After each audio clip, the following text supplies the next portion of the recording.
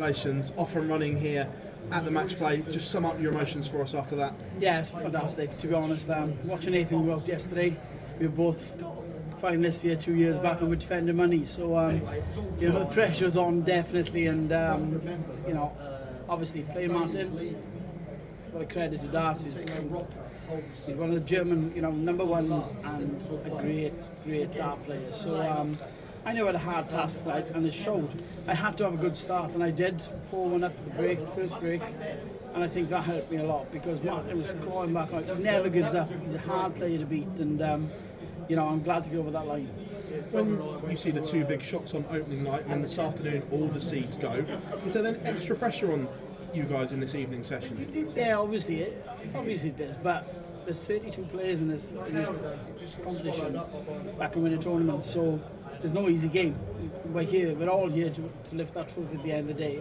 And, I think, okay, you see Luke Humphries, the world number one, go out yesterday. Would he put money on that? Probably not. But that's that. It's what people have put, the likes of the two Lukes, the MVGs, that's what they've put for us to play. And, if you're not hitting the best of your ability at the right times, you ain't going to win matches. So, yeah, I got a smile on my face this week. We saw you at the end there, look quite emotional. Why was that? Because it was just a round one game. Why that much emotion for just an early stage game here at the match play? Yeah, because usually I lose in the first round. I've only passed the first round once, so it's a lot of emotion. Look, we know that you're playing well at the moment. We saw the game that you lost against Gara on the Euro Tour, but those levels are there. If you hit those kind of levels for the rest of the tournament, you must feel that you're a real danger here. Yeah, 100%. I always believe. If I had a 60 average, I still believe. But it's like, you have to believe. There's a smile on my face. I'm playing loose darts, if that makes sense, because my arm is just loose. It's not tight trying to put darts into trebles. It's like, just let them go. And when they just let them go, I play a bit better. So hopefully I can let them go for, all this week. So cross fingers. Darts has been very much dubbed a young man's sport recently, but the form you're showing, Gary and so on, does that just show that you boys are still dangerous? Yeah, it's 36 the other week. So yeah. No, genuinely, is it a young man's game? Just as long as the eye and the hand, go together, we're all dangerous. So I love it. Cheers, Johnny. Johnny, well played tonight. You mentioned on stage about the money you're defending, obviously from 2 years ago. Does that weigh on a little bit of extra pressure this week in Blackpool? Yeah, 100%. Obviously it does. You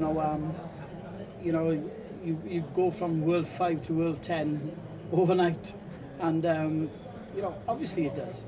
We're here. I did it 2 years ago, and I'd like to do it again. But this time I'd like to go one further. So cross fingers and get a little bit up. I'd be chasing bunting, maybe passing, maybe, but I don't know. But it's like I'd love to live this trophy. If you compare your form from 2 years ago to now, where do you think it's at? How do you think you're playing? Yeah, 2 years, there's difficult motions, obviously. So hopefully this year I can just run free and cross fingers I can do it. Johnny, when you obviously see some past winners going out and big names going out, does it give you confidence that it's an open field and you think it could be anyone's this year? Obviously yes, but it's a yes and no, because obviously for the world number one or world number 3, 6, whatever it is, to go out, somebody has to play well. So if they're playing well in the first game, they can play well in the second, third, fourth, fifth game. That's at that level at the moment where it's serious, and you've got to have your head on up there and throw your best darts. How good is it for the game and for the competition to have that? I think it's fantastic for the game. For us as players, there's no lazy practicing, there's no lazy games. You have to be at your best. So if we've got to do that on stage or on the floor tournaments, obviously the public, the guys on the settee watching the TV, they must think, oh God, these guys can throw serious darts. So I think for the game, for the public, for the sponsors, for everybody, it's in a good place. Does the fact that you've been here before and reached the final can give you a bit of confidence? You can just think back to sort of that run and think, I know exactly what I can do on this stage. Yeah, I've been there once. Usually I'm gone home on the second day, but no, generally all jokes aside, I've been there once, I'll do it again. I'd love to. That feeling 2 years back against Nathan on that, that final night when they announced your name as the finalists, there's no better feeling, But there could be, because I could have lifted the trophy, but it's a great. You feel important, if that makes sense. You think I can actually play this game, and I failed that night, but all fairness to Nathan, he was brilliant. So when you get to that final night, you've done something right. And how much you just love it here as a place? And I love it. But to me, it's one of the best tournaments because it's low ceilings, it's atmosphere, serious darts fans. They know when to chant, they know how to chant, they know what songs to sing. Brilliant, fair play. Thank you. Jonny, as we touched upon, you're playing some brilliant darts this year.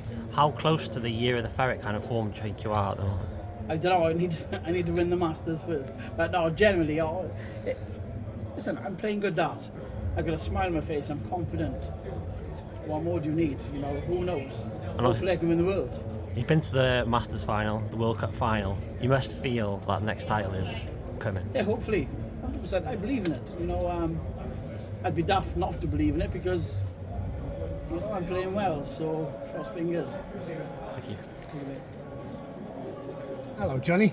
Paul, how are you? Well done, that was all right. He scored an average better, but you did well. Yeah. I'm only joking, mate. That was absolutely brilliant. When you broaden a game, a big TV event, a game of that high quality, where both players are playing so well, does it come to your mind about your record in that competition, in that venue? Yeah, I think it does.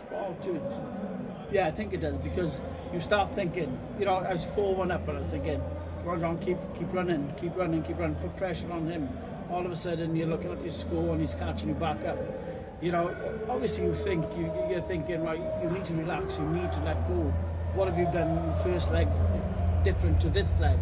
You obviously think a lot, but that's the quality of Martin Schindler. That's the quality of players these days.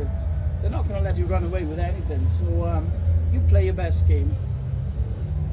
You've got a good chance of winning. We spoke last week. You knew it was going to be a tough match, but had you lost that, would it have affected the size of your extension?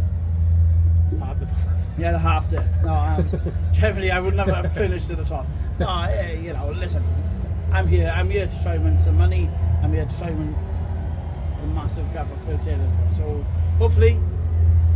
A play of your esteem and how ferocious you are and how good you are. We need a new more masculine nickname now than the ferret. No, everybody knows me as like the ferret. Lion or something, or the No. aggressive ostrich. Don't suit me. No, I'm just going to go with the ferret. I've been the ferret for 30 years, so I'm going to stick with it. Okay. Well done, mate. All the best against Michael. Cheers, buddy.